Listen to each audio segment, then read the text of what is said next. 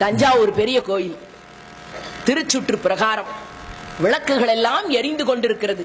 ராஜராஜன் பெருமிதத்தோடு வீரத்தோடு சுற்றி பார்க்கிறார். எல்லா விளக்கும் கொழுந்து விட்டு எரிகிறது. ஒரே ஒரு விளக்கு மட்டும் அணைந்து கிடக்கிறது. நெய் இல்லை, கரிந்து போன திரி. என்ன செய்வது? கோபித்தான்.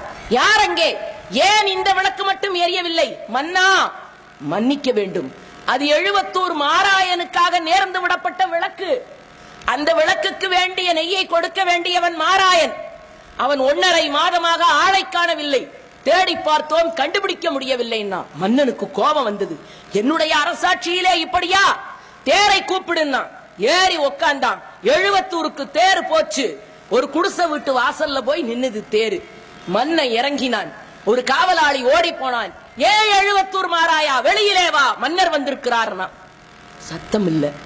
5 நிமிஷம் கழிச்சு ஒரு விசும்பல் சத்தம். ஒரு பொண்ணு நாரா கிடக்கிற புள்ளைய தோல்ல போட்டுக்கிட்டு குடிசைக்கு வெளியில வந்து நின்னா. மன்னன் அதிர்ந்து போய், யார் நீ? ஐயா மகாராஜா, என் பேரு வரகுணாள்.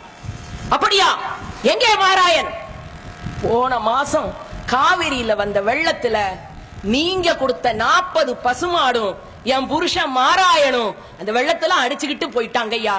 இப்ப இந்த புள்ளையும் நானும் தான் நிக்கிறேன். ஆடி போனான் ராஜராஜ சோழன். அப்படியா? 1 மாதம் ஆகிறதா உன் கணவன் இறந்து போய்? அது சரி. பிரகதீஸ்வரர் கோயில் விளக்குக்கு 23 நாட்களாக எரிந்து கொண்டிருந்தது உன்னுடைய விளக்கு.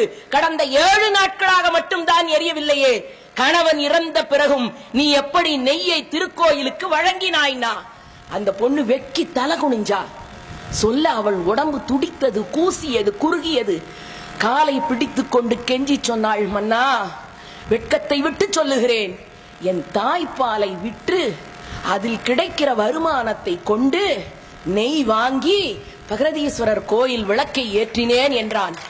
இறங்கி வந்த மாமன்னன் வீரத்துக்கு அடிபணியவில்லை.